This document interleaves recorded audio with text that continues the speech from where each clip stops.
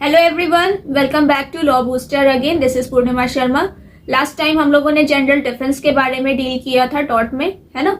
इससे पहले मैंने टॉट के बारे में आपको डिस्कस कर दिया है। अगर आप लोगों ने वो वीडियो नहीं देखा है तो प्लीज उस वीडियो को जाकर जरूर देखें, देन फिर आपको समझने में और भी आसानी होगी। क्विक रिविजन आप आसानी से कर सकते हो।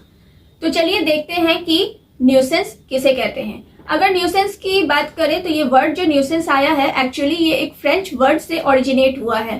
फ्रेंच वर्ड न्यूरे से ये आया है, NUIRE, जिसका अर्थ होता है टू हर्ट और टू अनॉय।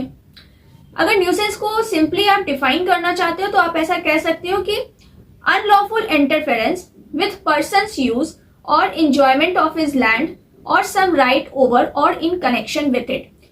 हर पर्सन का अपना एक राइट होता है, कॉमन राइट होता है, ठीक है, प्रॉपर्टी से रिलेटेड राइट होता है। अगर इन सभी को प्रैक्टिस करने में, इंजॉय करने में कोई भी किसी भी तरह का इंटरफेरेंस किसी दूसरे व्यक्ति के द्वारा क्रिएट किया जा रहा है और वो इंटरफेरेंस अनलॉफुल इन नेचर का है तो उसे हम लोग न्यूसेंस की कैटेगरी में रखेंगे।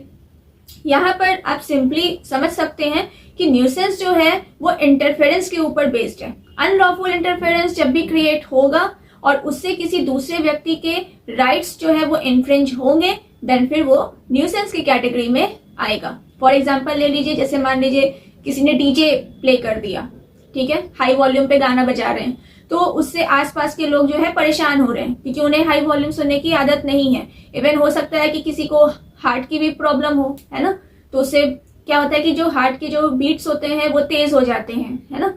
तो ये क्या है, ये न्यूसेंस है। आप अपने ठीक है शौक के लिए डीजे प्ले कर दिए, हाई वॉल्यूम पे गाना चला दिए, लेकिन उससे पब्लिक एट अ लार्ज को प्रॉब्लम होना शुरू हो गया है क्योंकि उनके राइट्स जो है वो इन्फ्रिंज हो रहे हैं। तो ये न्यूसेंस की कैटेगरी में आएगा। एक और एग्जांपल ले सकते हैं, जैसे मान लीजिए, जैसे देखते होंगे आप लोग भी, सड़क वगैरह रहता है तो वहां पर कचरा जो है वो बटोर कर उसमें आग लगा दिया जाता है और वो जल रहा होता है और उससे बहुत सारा धुआं निकल रहा होता है। तो आसपास के जो लोग होते हैं उन्हें सांस लेने में प्रॉब्लम होने लगता है। तो दूसरों के जो राइट्स थे, कॉमन राइट्स थे, वो तो इन्फ्रिंज हो गए। तो ये क्या है, ये तो न्यूसेंस है। तो इसी तरह से कहा जा रहा है कि एक व्यक्ति के द्वारा किसी दूसरे व्यक्ति का राइट्स अगर इन्फ्रिंज हो रहा है ड्यू टू अनलॉफुल इंटरफेरेंस तो फिर वो न्यूसेंस ही है। इवन यहाँ पर हम लोग को पोलॉक और स्टीफन का भी स्टेटमेंट याद रखना चाहिए। पोलॉक कहते हैं कि nuisance is wrong done to a man by lawfully disturbing him in his enjoyment of his property or in exercise of his common right। किसी भी व्यक्ति का जो कॉमन राइट है उसको एक्सरसाइज करने में या प्रॉपर्टी से रिलेटेड जो भी राइट्स है उसको एंजॉय करने में किसी भी तरह का इंटरफेरेंस क्रिएट कर रहे हैं तो वो न्यूसेंस होगा, ठीक है। कोई भी रॉन्गफुल वाला एक्ट कर रहे हैं और उससे इस तरह का कोई भी राइट्स इन्फ्रिंज हो रहा है तो वो न्यूसेंस की कैटेगरी में आएगा। स्टीफन कहते हैं कि nuisance is anything done to hurt or annoyance of the lands, tenants or hereditaments of another and not amounting to trespass। Nuisance जैसे कि हमने कहा कि प्रॉपर्टी को रिलेटेड भी राइट्स होते हैं, है ना, प्रॉपर्टी से रिलेटेड भी राइट्स को एंजॉय आप कर सकते हो। अगर उसमें भी कोई इन्फ्रिंज करने की कोशिश करता है, इंटरफेरेंस करने की कोशिश करता है अपने किसी भी एक्ट के थ्रू, ऐसा एक्ट जो कि रॉन्गफुल हो और जिससे कि हर्ट या अनॉयंस क्रिएट हो रहा हो आपके अपने ही प्रॉपर्टी के राइट्स को एंजॉय करने में, तो वो न्यूसेंस होगा। आई होप आपको यहाँ तक क्लियर हो गया हो। इवन न्यूसेंस के भी अलग अलग टाइप्स हैं, public nuisance and private nuisance. हमेशा पूछा जाता है कि पब्लिक न्यूसेंस क्या है, इसको कैसे डिफाइन करते हैं। तो पब्लिक न्यूसेंस आप समझ सकते हो कि unreasonable interference with the right common to general public. कोई भी ऐसा आप इंटरफेरेंस क्रिएट कर रहे हो अनरीजनेबल, कोई मतलब नहीं है, फिर भी आपने कुछ ऐसा इंटरफेरेंस क्रिएट कर दिया जिससे कि पूरे के पूरे पब्लिक में सबको दिक्कत हो रहा है, तो उसे हम लोग पब्लिक न्यूसेंस की कैटेगरी में डालते हैं। फॉर एग्जांपल ले लीजिए कि रोड पर कंस्ट्रक्शन का काम, ठीक है, रोड पर कंस्ट्रक्शन का काम कर रहे हैं, लोगों को आने जाने में दिक्कतें आ रही हैं, तो ये पब्लिक न्यूसेंस की कैटेगरी में आएगा। नेक्स्ट है private nuisance. Private nuisance civil wrong होता है।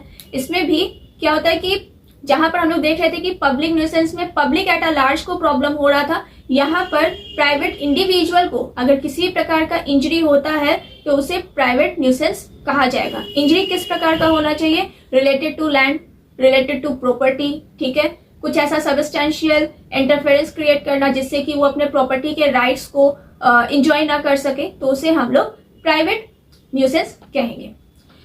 तो ये था हमारा प्राइवेट न्यूसेंस और पब्लिक न्यूसेंस। अब ऐसा है नहीं कि न्यूसेंस से आप बच नहीं सकते हो, ऐसा भी है, डिफेंसेस लिए जाते हैं न्यूसेंस के अंदर भी।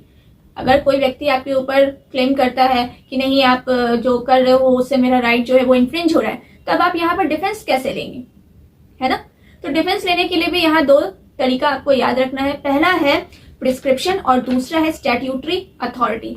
याद कीजिए मैंने जनरल डिफेंस में आपको पढ़ाया था स्टैट्यूटरी अथॉरिटी के बारे में, जिसमें कि डिफेंडेंट जो है वो डिफेंस लेता है और ये कंप्लीट डिफेंस होता है ना, कि आपने जो भी कार्य किया है वो लॉ के अकॉर्डिंग किया है, ठीक है। जो भी स्टैट्यूटरी अथॉरिटी है हमारी, उसने जो लॉ फ्रेम किया है उसी के अकॉर्डिंग हमने काम किया, तो ये डिफेंस के रूप में यूज किया जा सकता है। तो न्यूसेंस में भी ये डिफेंस का काम करता है।